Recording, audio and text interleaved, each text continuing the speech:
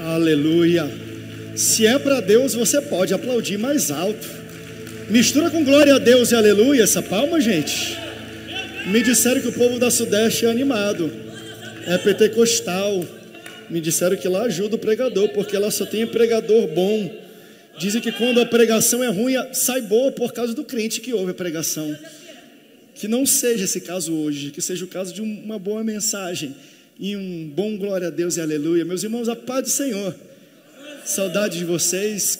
Deus abençoe todos que conseguiram chegar aqui num dia chuvoso. Hoje, desde ontem, estava chovendo.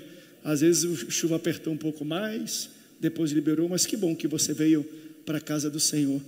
Hoje eu vou ministrar sobre 2 casas que receberam chuva e tempestades e ventos. Uma caiu e a outra ficou de pé. Se você está aqui é porque a tua casa está na rocha, ela está de pé. Não tem chuva que tira você daqui. Nós, meus irmãos, nessa última participação de vocês no ano de 2024, Deus colocou no meu coração e iniciamos hoje uma série de pregações e ministrações que nós fazemos todos os anos, chamado Profetizando 2025. No dezembro do ano passado foi Profetizando 2024. E nós fazemos isso não apenas para dar palavras proféticas, né? Deus vai fazer, Deus vai abrir, Deus vai prosperar. Isso é a ideia que muitos têm de profecia, de profetizar. Só que quando a gente vai na Bíblia, a profecia ela vai muito além do que dar palavras de incentivo, palavras que mexem com as nossas emoções. Veja, Deus tira o povo do Egito e leva diante do Mar Vermelho e usa um profeta chamado Moisés. Quando o povo chega lá e vê o exército de Faraó atrás, eles começam a reclamar: tu nos trouxe aqui para que a gente venha morrer aqui, melhor estar no Egito. Aí ele vai reclamar com Deus, aí Deus fala assim: por que tu clamas a mim? Diga, profetiza, fala para o povo, diga para eles marcharem. Então Deus já falou assim: ei, profeta, profetiza ele, ei, né? Parai e vede o livramento que Deus dará. Mas ele não para nisso, e Deus não para nisso, porque a palavra profética não é só uma voz de incentivo. Ele fala assim: Moisés, o que tu tem na tua mão? Pega a tua vara e ergue a tua vara, que eu vou abrir o Mar Vermelho. Profecia são palavras que vão te dar uma ferramenta e uma instrução. Eu vou repetir isso: você vai receber de Deus hoje um instrumento e uma instrução, um posicionamento para abrir o mar, para abrir a porta, para vencer o inimigo, para derrubar a muralha. Então toda vez que Deus dá uma palavra de profecia, Ele dá uma instrução e uma ferramenta. Vai para Jericó, mas faz assim, corre assim, grita assim, fala assim. Ele não manda só gritar, Ele dá uma instrução e uma ferramenta. Você quer receber ferramentas, instruções da parte do Senhor? Seja bem-vindo ao Profetizando 2025. Você vai sair durante as ministrações desse mês inteiro com um instrumento na sua mão e a forma de como você deve usar esse instrumento. Amém, meus irmãos? E Deus colocou no meu coração, tanto para o jejum do ano que vem, que vai ser um jejum para todas as nossas igrejas, ok? Isso foi falado na nossa reunião do ministério, mas os pastores de vocês, a partir da próxima reunião do ministério, que é a semana que vem, vai dizer do dia 5 ao dia 26 de janeiro, 21 dias, todas as nossas igrejas entrarão numa campanha de jejum de oração durante 21 dias. Daremos mais instruções de como você pode participar. E a palavra que Deus colocou no meu coração já de algum tempo é eficiência. Então sobre isso eu já vou pregar no Profetizando, para a gente poder entender à luz da Bíblia o que é ser eficiente. Só para você ter uma ideia, uma noção, no dicionário uma das definições é: eficiência é uma virtude ou característica de ser competente, de ser produtivo. Olha isso aqui: de conseguir o melhor rendimento com um mínimo de desperdício. Ou seja, é fazer mais com menos. Porque muitas pessoas se vangloriam e falam: pastor, está aqui, consegui, comprei, conquistei. Mas qual foi o custo dessa conquista? Qual foi o custo desse sucesso? Muitas vezes, até no nosso ministério, nós temos um sentimento de: a igreja está uma bênção, está cheia, está lotada, olha como ela prospera, olha como ela está espiritualmente vibrante, mas dentro de casa, a nossa casa está toda desfacelada, porque a gente não teve tempo para casa, porque estávamos investindo no ministério. Que sucesso é esse? Nenhum sucesso na tua igreja vale mais do que o sucesso dentro de casa. Então, a gente de fato está sendo eficiente? Uau! E eu quero ministrar sobre isso hoje, para a sua vida, sobre a real eficiência. Abra comigo a sua Bíblia em Mateus, no capítulo 7, versículos 24, 25, 26 e 27. É um texto muito conhecido da Bíblia. É uma música, né? Não construa a sua casa na areia, não construa na beira do mar, mesmo que pareça firme, é impossível que ela fique, a tempestade a vai derrubar. A rocha é um lugar de construir, um alicerce forte que não vai cair. As tempestades vão e vêm, mas a paz de Cristo tu tens. Você já conhece a música, agora vamos ver se você aplica ela na sua vida.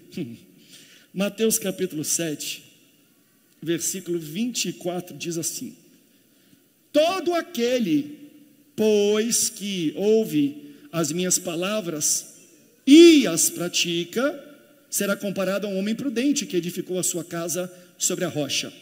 Caiu a chuva, transbordaram os rios, sopraram os ventos e deram com ímpeto contra aquela casa, que não caiu, porque fora edificada sobre a rocha.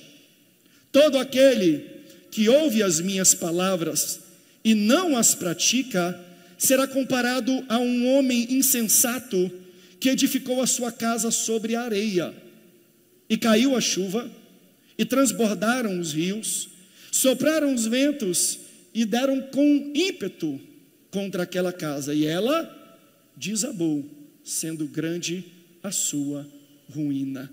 Agora olha essa sabedoria de Eclesiastes, capítulo 4, versículo 6, diz assim o texto: melhor é um punhado, é uma mão cheia e ter descanso, do que ambas mãos cheias de trabalho e correr atrás do vento.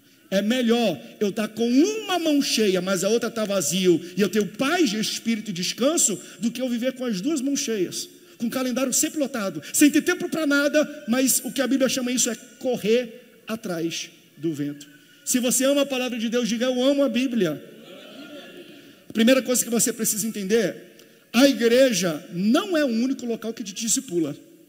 Se você ouve a rádio, se você assiste a televisão, se você vai para um colégio, o seu local de trabalho, os seus relacionamentos, eles são ambientes, eles são estruturas que de alguma forma moldam a sua forma de agir, a sua forma de pensar, a sua forma de fazer as coisas. E geralmente a forma que o mundo instrui a gente a se comportar, geralmente é contrário ao que a Bíblia diz que devemos fazer. Quer ver uma das coisas para mim, que é uma das coisas mais perigosas que a cultura de hoje nos ensina, que é contrária à Bíblia? É a nossa noção de sucesso. O que é ter sucesso hoje? Muitas pessoas vão dizer que ter sucesso hoje é você acordar às 5 da manhã enquanto ninguém acorda, às 4 da manhã enquanto ninguém acorda, começar mais cedo o seu dia, fazer exercício, ir para uma bacia cheia de gelo e água, e mergulhar na bacia cheia de gelo e água, e assistir às 5 da manhã uma live, uma mentoria, e vir para cá. Nos dias de hoje, os grandes formadores de opinião sobre sucesso falam que enquanto está todo mundo dormindo, você tem que estar acordado. Eu já fui para uma palestra desse de um coach, não tenho nada contra, a não ser algumas metodologias que são impostas, porque ele pegou uma foto da cidade de São Paulo à noite, dos prédios, e tinha umas 3 janelas com a luz acesa. Ele falou: tá vendo aqueles ali? Aqueles é quem vão ganhar na vida, é quem vai prosperar na vida, é quem vai ter sucesso, é quem vai ganhar muito dinheiro, porque enquanto está todo mundo dormindo, eles estão acordados trabalhando. Ou seja, hoje nós dizemos que sucesso é quem submete o seu corpo, é quem submete a sua família a um estresse, há um desgaste em nome da frutificação, em nome de um salário maior, de entradas maiores, de recorrência maior. Só que a Bíblia ela vai nos ensinar que a gente não precisa matar a saúde e acabar com a família para a gente ser frutífero. Eu não estou falando que é para a gente parar de trabalhar duro, que é para a gente acordar cedo e entregar e dar o máximo. Não é isso, porque a Bíblia e Deus, quando faz um homem, Ele faz um homem e fala assim, ó, crescei, multiplicai, domine a terra, trabalha. Deus se alegra quando nós crescemos, quando nós produzimos, quando nós frutificamos, quando nós crescemos. Só que Jesus, Ele começa a oferecer uma sabedoria alternativa. O que Ele está falando é, dá para ser produtivo de um jeito bíblico. Dá para ser produtivo de um jeito correto. Dá para ser produtivo sem comprometer os resultados. Então, nós fomos criados por Deus para produzir e para multiplicar. Mas Jesus está montando, existe um caminho melhor para a produtividade e para o sucesso. Na cultura do mundo, é celebrado a correria. Na cultura do céu, é celebrado a sabedoria. Sabedoria é construir um império sem destruir o castelo. Sabedoria é ter sucesso financeiro sem falência familiar. Porque você pode ter tudo que Deus te prometeu e conseguir dormir à noite. Você pode ter tudo aquilo que Deus te prometeu e ter uma família abençoada. Você pode ter tudo aquilo que Deus prometeu para a sua vida e ter saúde, ser um pai presente e ser uma mãe presente. Mas pastor, eu sou empreendedor, eu sou obstinado, as minhas ideias, sabe, os meus ideais são de crescer muito. Você pode ter grandes ideais, mas cuidado para os seus ideais não estarem ancorados não na rocha que a Bíblia diz, mas na areia que o mundo oferece. Qual é a base que o mundo oferece e que a Bíblia oferece? Um vai dizer que o crescimento e o sucesso vem quando você trabalha duro. Aí a Bíblia vai ensinar que sucesso é quando você trabalha sábio. Não é correria apenas, tem que ter esforço, mas a Bíblia oferece sabedoria. Melhor um punhado e a outra mão vazia, mas eu ter paz de espírito, mas eu ter tranquilidade, mas eu ter descanso, do que ambas as mãos cheias e correr atrás do vento. Estou cheio de coisa para fazer, então não posso dormir. Estou cheio de planos para amanhã, então não posso comer bem. Estou cheio de coisa, então não posso ficar com a família. Estou cheio de coisa para fazer, então não posso ir para a igreja. Estou cheio de coisa para fazer, então não tenho tempo para estar com os meus filhos. Ei, cuidado. Talvez você não esteja trabalhando pesado, você esteja trabalhando errado. Isso é o que a Bíblia chama de correr atrás do vento. De pessoas que vão dizer assim, ó, de pessoas que se matam para trabalhar e acabam com a sua saúde, aí ganham dinheiro e torram todo o dinheiro para recuperar a saúde, correndo atrás do vento.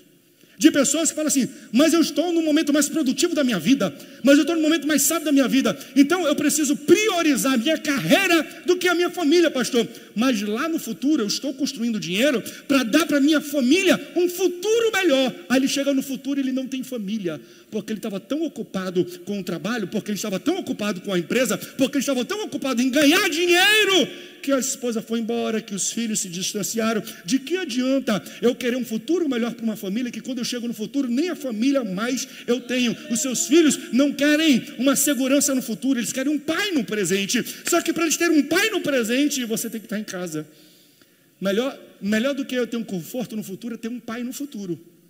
Mas para você ser um pai no futuro, uma mãe no futuro, você precisa ser um pai presente no presente. E a Bíblia vai começar a falar isso. Tem como, gente, tem como ganhar dinheiro, tem como ser próspero, tem como ter uma tranquilidade financeira, mas você precisa ter margem, mas você precisa ter tempo para a família. Eu estou pregando isso principalmente para líderes e pastores aqui. Quantas pessoas, quantas famílias não foram à falência por causa do empenho no ministério, e lá dentro de casa, que é o ministério principal, está em ruínas, porque a gente construiu uma igreja saudável, mas uma família doente. Estamos correndo atrás do vento. O que Jesus nos oferece é uma alternativa. Olha o que Eclesiastes vai adicionar no capítulo 10, versículo 10.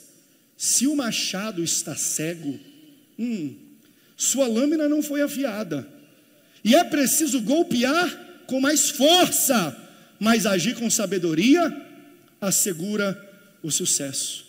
Está entendendo isso? Olha o que Salomão vai dizer: quando o machado está cego, você vai precisar trabalhar mais, se esforçar mais e botar mais energia para ter um resultado. Logo, o oposto também é verdade. Se o machado está afiado, eu preciso de menos esforço para ter o mesmo resultado. Se eu tomar tempo para afiar o meu machado, eu consigo produzir mais com menos esforço. E isso não é preguiça, isso é sabedoria. Preguiça é falta de vontade de trabalhar, e sabedoria é achar a maneira correta de trabalhar. Deus está dando para você uma ferramenta, e agora está dando instruções. Ele vai nos ensinar no próximo ano como é que nós conseguimos construir um império, mas manter firme o nosso castelo, a nossa casa, o nosso lar, a nossa família. Então, o mundo fala para você trabalhar duro, a Bíblia fala para você trabalhar certo.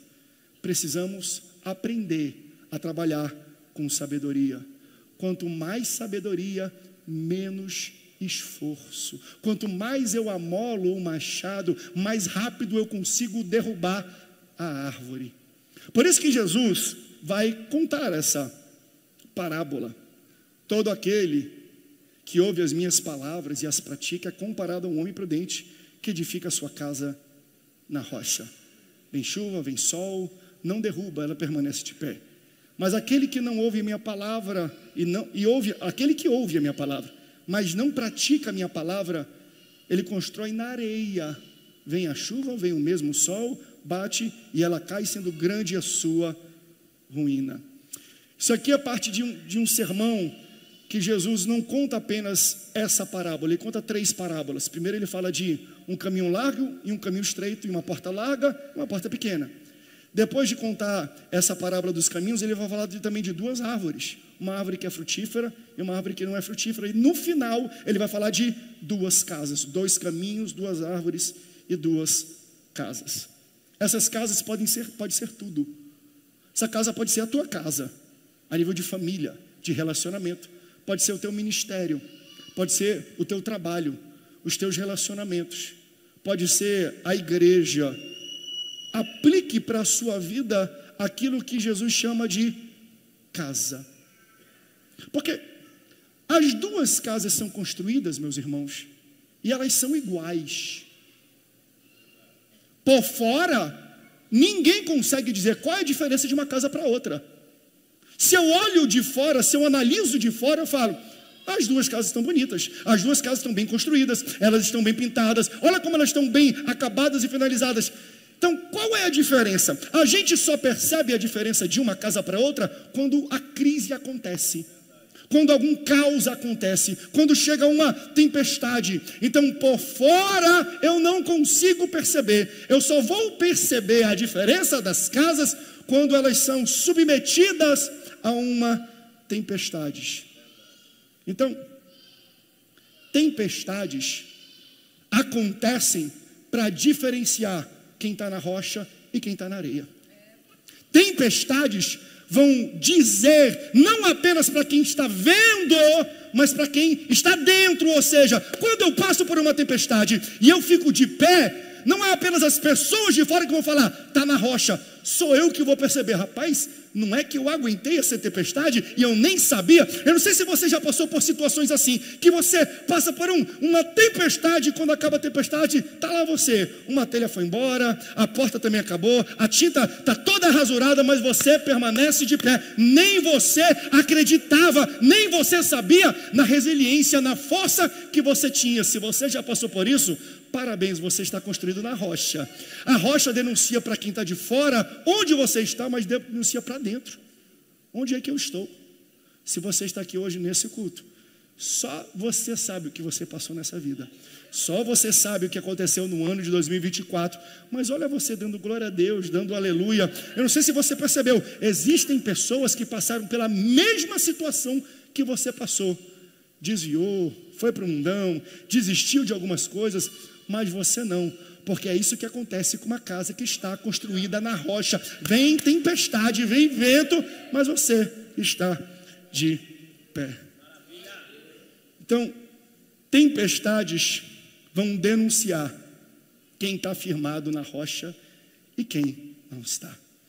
Veja que Jesus fala que as duas casas foram construídas, mas ele não menciona o esforço do construtor. Porque para construir as duas casas, empenhado o mesmo esforço.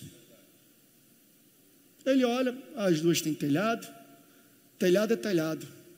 As duas têm piso, as duas têm porta, as duas têm tinta, as duas têm calha. Ele está vendo de fora, e quem olha de fora não consegue necessariamente determinar quem se esforçou mais ou não. Então, quando Jesus faz a comparação da casa na rocha e da casa na areia, o que ele quer denunciar não é quão difícil foi para construir, porque a diferença não está no esforço do construtor, está no local onde foi construído. O que Jesus quer trazer para a nossa análise não é o quão empenhado, quão duro você trabalhou, mas onde você decidiu trabalhar. Não foi o esforço, foi a localidade, não foi a correria, foi a sabedoria. Uma casa ficou de pé, não pelo trabalho ou esforço do construtor, mas por causa da sabedoria dele. O outro não é preguiçoso, ele construiu também uma casa, só que ele não se preocupou com a fundação, ele não se preocupou com os fundamentos, e o que foi determinante para o resultado final não foi a ética de trabalho, e não foi o esforço, não foi a correria, foi a sabedoria. Por quê? Porque ele amolou antes e falou assim: antes de começar a construção, deixa eu entender se o solo é bom, deixa eu entender se ele é firme. Não é só sair trabalhando por aí não, é perguntar direcionamento de Deus. Senhor, onde é que eu tenho que empenhar o meu esforço? Aleluia, Deus está dando aqui sabedoria, Deus está instruindo pessoas. Gente, não é só sobre o esforço. Os dois se esforçaram da mesma forma, mas uma casa caiu, não por causa da falta de esforço, mas por causa da falta de sabedoria. E a gente vai ter a tendência de falar: é isso que acontece para quem é crente e quem não é, né, pastor? Quem tem a casa na rocha é porque é crente e está na igreja. Quem tem a casa na areia é porque está no mundo. Não. O critério e a abordagem aqui, Jesus não está falando de quem é crente e quem é mundano, não. Jesus está falando de crentes. Crente que constrói na rocha e crente que constrói na areia. Como? Porque ele fala: aquele que ouve as minhas palavras e pratica, constrói na rocha. E aquele que ouve as minhas palavras e não pratica, os dois ouviram a palavra. Os dois estavam no culto de terça-feira à noite da região sudeste. Os dois foram domingo, os dois tomaram Santa Ceia. Os dois estavam submetidos às instruções dos pastores. Qual é a diferença de um de outro? Um ouviu e entrou por aqui e saiu por ali. O outro ouviu, entrou por aqui e ele exerceu aqui. Então, o que falta para a igreja hoje, gente, não é falta de informação, é falta de execução. Nosso problema não é mais ignorância. Um dia, até tempos atrás, falando: crente é ignorante, crente não tem nada, crente não sabe de nada. Meu irmão, nós não vivemos mais nessa época não. Todo crente aqui conhece a palavra de Deus, ouve. Se você é dessa igreja, você conhece a palavra, porque essa é uma igreja que prega a palavra. Mas o que vai fazer sucesso quando chegarem as tempestades não é o quão bom a palavra é pregada, é o quão bom você aplica o que é pregado. Porque aquele que ouve e pratica, constrói na rocha. E o que ouve e não pratica, constrói na areia. Não é falta de informação, é falta de execução. Jesus já falou, mas você não praticou. Fala a verdade, nós já sabemos o bastante para vencer. Essa igreja já sabe o bastante para romper. As pessoas dessa igreja já sabem o bastante para abrir porta, já sabem o bastante para conquistar. Por que não abre? Por que não rompe? Por que não abre porta? Não tem a ver com o que é pregado, não é a profecia de inspiração, é aquilo que te dá uma ferramenta e te dá um posicionamento. O que o Senhor Jesus, através da minha boca e o Espírito Santo ministra no seu coração, está na hora de você pegar a ferramenta que está saindo da pregação e aplicá-la. Moisés, o que tu tem na tua mão? Então pega e estende, porque se tu ficar olhando para mim, nada vai acontecer. Diga ao povo que marche. Vai requerer uma atitude de vocês. E se Deus quiser, Ele faz. Não, pega o cajado e levanta. Está na hora de você profetizar crendo, mas você tomar uma atitude. Aleluia. Então, gente, sabedoria é conhecimento colocado em prática, é inteligência aplicada. Você já sabe bastante, mas só vai ter efeito na sua vida se você aplicar. A igreja sede, esse aqui é o texto que eu mais uso, porque para mim essa é a importância do texto, é quando Jesus lava os pés, e no final Jesus fala, agora que vocês sabem estas coisas, bem-aventurados sois, se as praticardes. Jesus lava pé, Jesus ensina, Jesus senta, Jesus dá um sermão, e no final ele fala, está vendo a bênção que vai vir nisso aqui? Só acontece se você praticar. Então, o nosso vício de sair de um culto como esse, falar, pastor, fui abençoado pela sua pregação. Mentira, não foi. Porque a tua bênção não chega ao ouvir a pregação, chega quando você pratica o que foi pregado. Então, e eu sei que é natural da gente dizer, não estou falando que você está errado, é natural da gente falar, fui abençoado por aquela palavra, mas não existe palavra que te abençoa. O que te abençoa não é palavra, é prática, é colocando, é aplicando o que foi. Agora que vocês sabem estas coisas, vocês só serão abençoados se as praticardes. Tem alguém que está disposto a praticar essa palavra que está sendo ministrada? Então,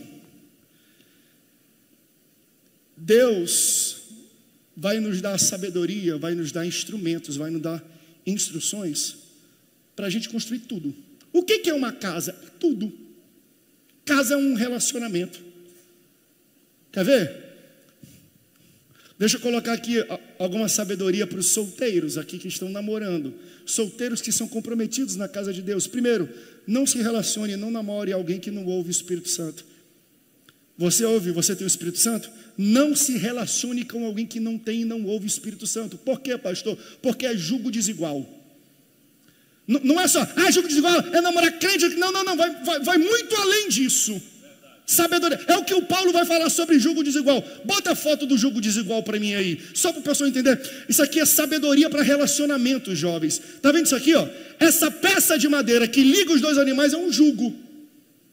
Por que jugo desigual? Porque você tem um cavalo e um jumento. Só que se o cavalo tem um passo, um touro, mas eu vou chamar de cavalo. O cavalo tem um passo. O touro tem um passo, tem um ritmo, tem uma cadência, tem uma velocidade. O jumento tem outra.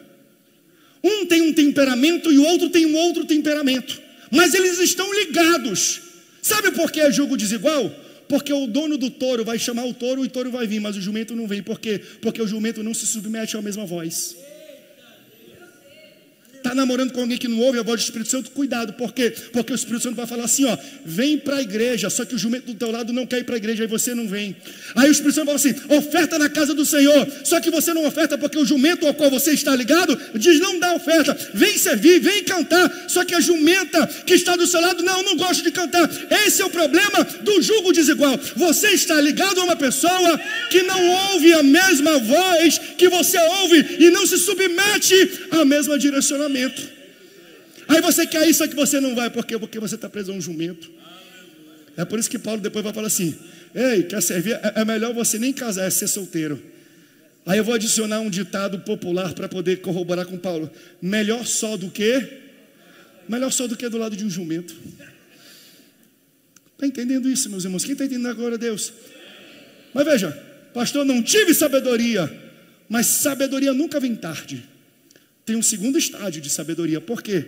Porque uma vez que você descobre que você está em jogo desigual, entra a sabedoria para falar, e agora? O que você vai fazer? Porque você não tinha discernimento, ok. Quando você entregou o seu coração, você não conhecia plenamente ele, não sabia daquilo que a Bíblia está ensinando. Ou seja, o seu conhecimento era muito pequeno, mas você já se aprofundou no relacionamento. E agora? Aí a sabedoria vai entrar como uma espada para falar, você que vai decidir. Uma ou outra decisão vão doer, mas você quer uma dor temporária em acabar o relacionamento, ou você quer dar uma dor permanente em continuar no relacionamento? Jovem que está namorando, se essa pessoa não tem o Espírito Santo, não ouve o Espírito Santo, acaba este relacionamento, porque senão você estará em jugo desigual. Aí vem o jovem, às vezes com cara do pastor, muito dura essa palavra. Por quê? Porque eu vou levar ele para a igreja, né? Assim, eu vou evangelizar. Quando um jovem, uma jovem vem falar isso para mim, eu falo assim, ó, sinceramente, eu não sei qual dos dois é o jumento da relação. Sabedoria. Porque eu estou construindo um relacionamento na rocha ou um relacionamento na areia. Quem está entendendo pode glorificar um pouco? Então a sabedoria, ela vai me ajudando em todos os passos da minha vida. Paulo vai falar sobre guerra espiritual, lá em 2 aos Coríntios, capítulo 10, versículo 5. Olha o nível que ele eleva o que é guerra espiritual e como entra a sabedoria. Ele fala assim, ó, destruímos argumentos e toda a pretensão que se levanta contra o conhecimento de Deus, e levamos cativo todo pensamento para torná-lo obediente a Cristo. O que ele está te ensinando?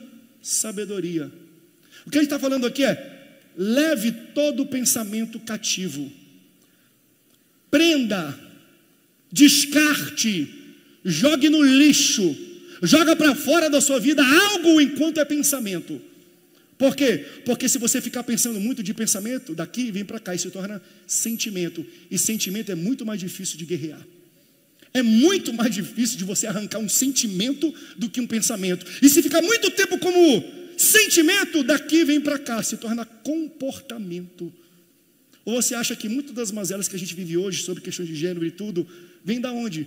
Vem de um pensamento que não foi lutado e não foi colocado no cativeiro. De pensamento se tornou um sentimento. Ah, eu me sinto assim, eu me enxergo assim, eu olho assim. E daqui se tornou um comportamento. Comportamento é difícil demais de libertar, mas o nosso Deus, Ele tem todo o poder para libertar. Mas Paulo está ensinando, sabedoria pode ser aplicada em qualquer um desses passos. Quanto antes, melhor.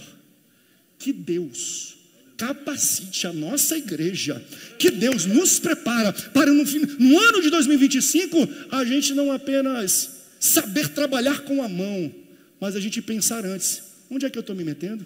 Com quem eu estou me relacionando? Onde é que eu vou começar a minha construção? Onde é que eu vou colocar o meu depósito de sentimento? Deixa eu falar uma coisa para vocês. Uma das coisas que mais mudou a minha visão de igreja foi a pandemia. Porque na pandemia, no final, e as pessoas iam retornando da pandemia, vendo na televisão, a igreja cresceu muito. A gente estava no centro de convenções ainda. Inúmeras famílias que vieram de outros ministérios, quando eu digo outros ministérios, sem ser Assembleia de Deus, de igrejas apostólicas, de igrejas de cunho profético. Quando eles vinham, perguntavam: vem aqui, o que te fez vir para a Bleia? Porque a Assembleia de Deus era meio turvo para eles, eles não sabiam o que esperar da Assembleia de Deus, achavam estranho. O que te fez vir para cá? Eu pensei que eles iam falar, porque prega muito, pastor, porque o louvor é maravilhoso, porque tudo. Ele falou, não, sabe por quê? Primeiro, a gente foi para a festa de vocês e viu que vocês completaram 80 anos. Vocês são uma igreja que tem história, vocês têm lastro, vocês têm histórico. Primeira coisa, por quê? Porque eu quero procurar uma igreja para depositar a herança, a riqueza e o patrimônio de fé da minha família. Eles enxergam a fé como um patrimônio. Assim como alguém que tem muito dinheiro e fala assim, eu estou com milhões de reais aqui, eu vou investir onde? Eu vou botar em Bitcoin, que um dia está aqui, outro dia está aqui, outro dia está aqui. Aí um cara fala alguma coisa lá, cai para cá. Ou eu vou colocar nas ações da Petrobras, eu vou colocar nas ações da Itaúsa, porque há 50 anos só cresce. Eu vou pegar algo estável, que tem lastro, que tem histórico, ou eu vou colocar na mão de qualquer pessoa que vem para cá e muda para cá, e vai para cá e muda para cá, e vem para a igreja, vem para cá, vem para cá. Falou assim, então existe um histórico, existe uma vivência, existe uma estabilidade. Ei, meu irmão, minha irmã, onde é que você está depositando a herança, o patrimônio do seu tempo e das suas emoções? Estuda bem, tenha sabedoria antes de você iniciar qualquer processo de conhecimento. Pode subir aqui os músicos, pode tocar bem baixinho aqui, que eu já vou aterrissar esse avião aqui. A Bíblia é a melhor bula, é o melhor caderno, é o melhor direcionamento de instruções para a gente ter uma vida com eficiência.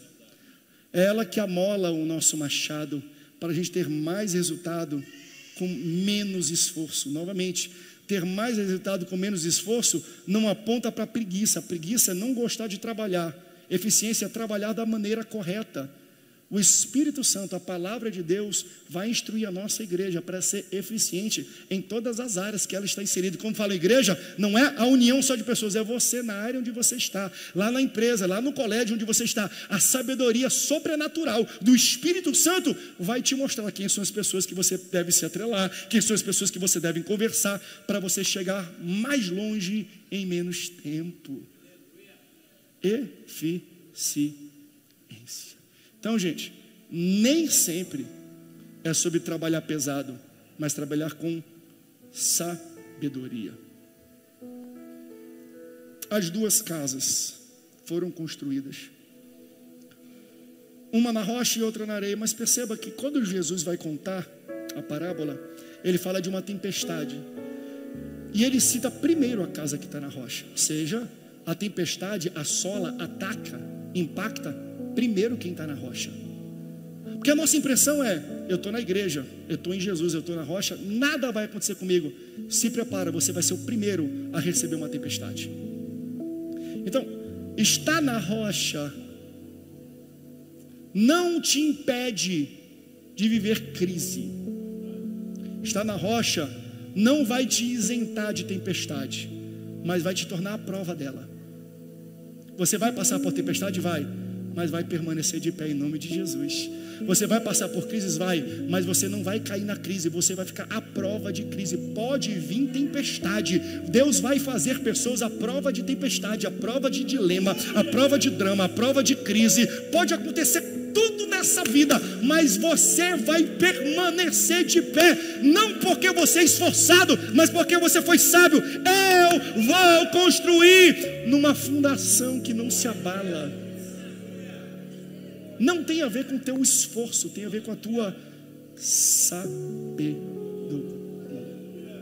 Não é isso que deu sucesso para o grande rei sábio Salomão? Salomão era um menino quando ele sucedeu o seu pai Davi. Uns vão dizer que ele tinha 16, 17 para 18 anos, 15 anos, por aí, nessa idade. Davi foi o maior rei de Israel. Davi assumiu o trono e quando ele entregou 10 vezes maior. Olha a expansão que o homem fez. Ele até hoje é uma figura venerada, o maior rei de Israel, estrela de um homem segundo o coração. Como é que você sucede um homem segundo o coração de Deus? Daí o texto diz que quando seu pai morre e ele vai assumir, ele vai para o altar em Gibeon para entregar um sacrifício, que era o que os homens faziam, sacrifício de animais nessa época, entregar uma oferta. E ele oferece 1000 bois. Veja, um boi Deus já aceitaria, que era o que era requerido para um homem. Só que ele lembrou: o meu pai fez 500, então eu vou fazer o dobro do meu pai e 1000 vezes mais do que um homem comum. Ele entrega uma oferta. Naquela mesma noite ele vai dormir no palácio. Deus aparece em sonho e Deus fala: gostei. Deus gosta quem se esforça. Deus não é contra esforço, mas é o esforço correto. É o esforço com sabedoria. Gostei do teu trabalho, do teu esforço. Gostei. Pode me pedir o que você quiser, que eu te darei. Isso aqui é poderoso. Sabe por quê? Porque você não vê na Bíblia Deus falando isso para ninguém. Deus fala para Abraão: Abraão, faz o que eu te falo. Isaac, faz o que eu te falo. Jacó, faz o que eu te falo. Davi, faz o que eu te falo. Moisés, faz o que eu te falo. Mas para Salomão, Salomão, fala para mim que eu vou fazer. Aí ele fala assim: Senhor, depois leia na sua Bíblia, dê ao teu servo sabedoria para discernir entre o certo e o errado. Dê ao teu servo sabedoria para julgar. Julgar no sentido de administrar, governar esse tão grande povo que não é meu, que é teu. E é uma coisa que nós temos que entender. Ah, pastor, Salomão foi o homem mais sábio que já pisou no mundo. Abre um parêntese. Existem sabedorias distintas. Porque você já viu os erros e as burradas que Salomão fez com mulheres? Eu nunca vou fazer esses erros, mas ele fez. Isso quer dizer que eu sou mais sábio que Salomão? Com família e mulher, sim. Porque a sabedoria que ele pediu foi para julgar o povo. Então Deus falou assim: antes de ti nunca houve, depois de ti nunca haverá alguém tão sábio para fazer aquilo. Sabedoria para governar. pensa num homem que governou com sabedoria. Tanto que, quando acabou esse sonho, Deus falou assim: assim tu será o homem mais sábio. Ele sobe de novo em Gibeon e entrega mais 1000 holocaustos em sacrifício ao Senhor. Ele desce, aí vem 2 prostitutas na frente de todo mundo. É meu, filho é meu, filho é meu. A sabedoria do cara: traz a espada, corta no meio, pronto, está resolvido a parada. Metade para um, metade para outro.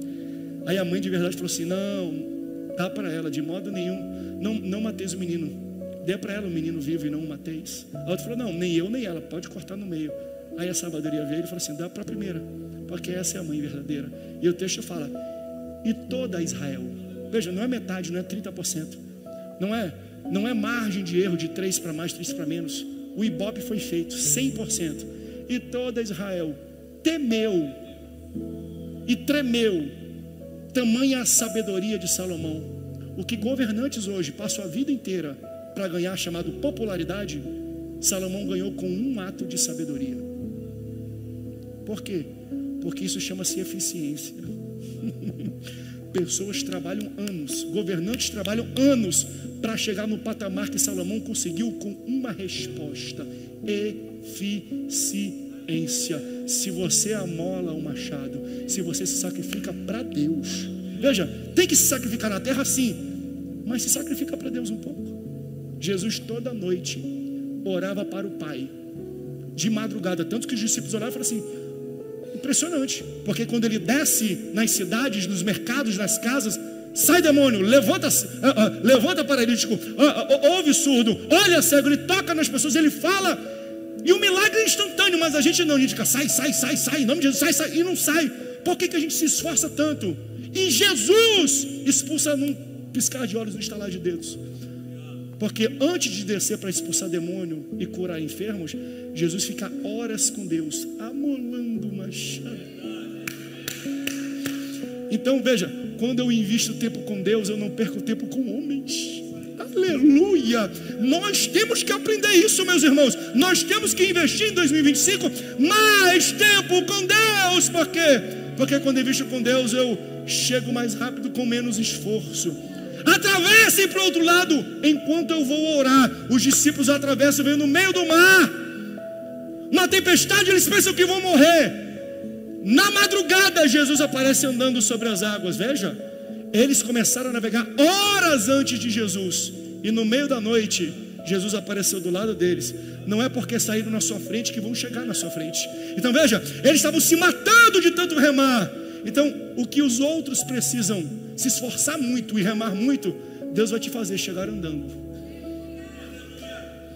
Por quê? Porque ele falou assim: atravesse que eu vou amolar o machado com o Pai. Eficiência é isso. Não quer dizer que não tem esforço, só que você vai ter que direcionar. Onde é que vai a sua construção de esforço? Vai na terra ou vai na rocha? Se esforce para fazer algo na rocha, que Deus vai acelerar os seus resultados. Aceleração. Mais com menos é o que Deus tem para a tua vida, para a tua casa, para os teus negócios, para os teus projetos no ano de 2025. E se eu estou pregando e profetizando isso para você, Deus já colocou uma ferramenta. Eu estou dando algumas instruções. Você sabe qual é a ferramenta que Deus colocou na sua mão? Então Ele manda dizer: amola, te prepara. Como eu vou amolar? Eu dei para você pelo menos 5 exemplos de como você pode amolar, mas a maioria deles é o quê? Investe um pouco de tempo com Deus. Por que eu não consigo fazer isso? Os discípulos não conseguiam expulsar o demônio daquele rapaz. Na transfiguração desceu, eu levei o meu filho, os teus discípulos não expulsaram. Raça incrédula e perversa. Essa casta só sai com nós vamos começar 2025 fazendo jejum de 21 dias. 21 dias amolando o machado. 21 dias amolando o machado. Meu irmão, quando a gente sair desse jejum, sai da frente. Só vai ter crente com facão, só vai ter crente com foice, só vai ter crente com peixe. Mas pensa num negócio amolado. Quando tu abrir a tua boca, o demônio vai sair correndo. Por quê? Porque você amolou o machado. Entendeu por que nós fazemos 21 dias logo no início? Porque a gente tem que começar um ano amolando. Profetizando 2025 é Deus te dando a ferramenta e a instrução. Só que você tem que amolar a ferramenta. Quando você amola essa ferramenta, você vai chegar mais longe, mais rápido e com menos esforço. Se você recebe essa palavra, fique de pé comigo aqui nesse local. Aleluia. Pode subir aqui, louvor. Eu quero cantar. Vamos amolar machado aqui. Aleluia. Louvado seja o nome do Senhor.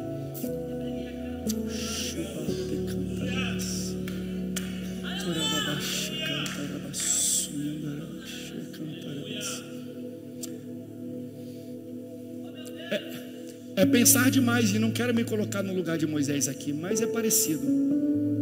Existe um mar na tua frente, existe uma separação de uma margem para outra, que é uma passagem de ano. E você, como é que vai ser? Está difícil. Deus me trouxe aqui, porque Ele me deu uma ferramenta, e eu sei qual é a ferramenta que Deus me deu, e eu estou usando essa ferramenta com você. Ele manda dizer: marche. Mas eu não vou só pregar palavras que te inspiram.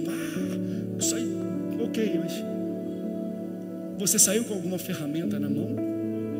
Você saiu com alguma instrução de como usa essa ferramenta? Se você hoje não recebeu uma ferramenta da parte do Senhor e nenhuma instrução, eu falhei em profetizar. Profecia não são apenas palavras de inspiração. Profecia é quando nós provocamos que você entenda qual é a ferramenta que Deus te colocou e qual a instrução que Ele te deu. Amola essa ferramenta, amola, busca em Deus estratégias, busca em oração e jejum, oração e jejum. Jesus faz assim, ó, expulsa aquele demônio, porque quem investe tempo com Deus não perde tempo com demônio, não perde tempo com o inferno, não perde tempo com homens. Contratos que demoraram tanto e não saíram nesse ano, amola o machado antes de entrar naquela reunião, que você vai ver a velocidade que esse contrato, que essa venda vai acontecer. Você vai, gente, é impressionante, é espiritual, é espiritual. Tempestades são espirituais. Jesus estava com os discípulos no barco, dormindo. Essa é outra tempestade. Os discípulos acordam. Tu não te importa que a gente venha morrer aqui? Jesus acalma, falando: aquieta-te, vento, acalma-te, mar. Aquieta-te, vento. Esse termo ele usa para expulsar um demônio na sinagoga. Por que ele usa o mesmo termo para expulsar um demônio, pastor, e acalmar uma tempestade? Porque muitas tempestades são espirituais. Ele estava indo para Gadara e lá tinha um endemoniado, 6.000 demônios, uma legião, que o cara se jogava no fogo, se jogava na água, se cortava. Ele ficava no meio dos túmulos, ninguém conseguia controlar aquele camarada. Jesus estava indo para lá. Aí os discípulos, quando ele acalmou o mar, os discípulos falaram: quem é esse que até o vento e o mar obedecem? Eles não sabiam a resposta. Continuando, depois ver o texto. Aí eles atravessaram e chegaram em Gadara. Quando Jesus pisou na margem, 6.000 demônios, uma legião dentro do corpo de um homem, foi até Jesus, se ajoelhou, e 6.000 demônios falaram: o que tu queres comigo, Jesus Cristo, o Filho do Deus vivo? A resposta que os discípulos não sabiam: quem é esse que até o vento e o mar obedece? Estava na ponta da língua de 6.000 demônios. O que queres comigo, Jesus Cristo, Filho do Deus vivo? Se eu amolar machado, eu não preciso, eu posso pisar nesse lugar e o mundo espiritual começa a se mover, coisas começam a acontecer. Na sua empresa vai ser assim: amola o machado e pisa lá. Você pode estar no pior horário, no pior dia, vai bater meta de venda, vai ser quem mais ganha bônus, vai ser quem mais se destaca. Por quê? Porque existem coisas que são espirituais, e para guerra espiritual, instrumento humano não funciona. Tem que ser instrumento espiritual que o Espírito Santo está depositando na mão de pessoas. Que noite profética, eu sinto uma noite profética extraordinária. Recebe essa ferramenta, meu irmão, recebe esse instrumento, recebe essa instrução, toma posse disso e toma uma atitude. Vamos cantar? Vamos louvar? Vamos louvar.